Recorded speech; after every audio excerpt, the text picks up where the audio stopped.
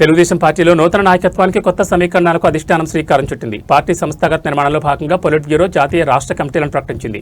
Party working ప్రెసిడెంట్గా AP మంత్రి నారా లోకేష్ని నియమించింది. ఈ మేరకు టీడీపీ ఏపీ అధ్యక్షుడు పల్లా శ్రీనివాసరావు ఒక ప్రకటన విడుదల చేశారు. సీనియర్ల అనుభవానికి, యువత ఉత్సాహానికి సమప్రాధాన్యమిస్తూ సామాజిక కోణంలో కమిటీలను కూర్పు చేసినట్లు ఆయన తెలిపారు. టీడీపీ జాతీయ అధ్యక్షుడు సీఎం చంద్రబాబు నాయుడు అన్ని సమీకరణలను బేరీజు వేసుకుని ఈ కసరత్తు చేశారని పల్లా పేర్కొన్నారు. 29 మందితో పొలిట్ బ్యూరో, 31 మందితో జాతీయ కమిటీ, 185 మందితో రాష్ట్ర కమిటీని ఏర్పాటు చేశారు. పార్టీకి విధేయులుగా ఉంటూ కష్టపడి పనిచేసిన వారికి నియామకాల్లో పెద్దపీట వేశామని స్పష్టం చేశారు.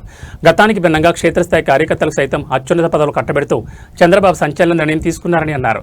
గజపతి నగరం మండల పార్టీ అధ్యక్షురాలు గంట్యాడ శ్రీదేవి, మంగళగిరి క్లస్టర్ ఇన్ఛార్జ్ గుత్తికొండ ధనంజయకు నేరుగా పొలిట్ బ్యూరోలో స్థానం కల్పించడమే ఇందుకు నిదర్శనమని వివరించారు.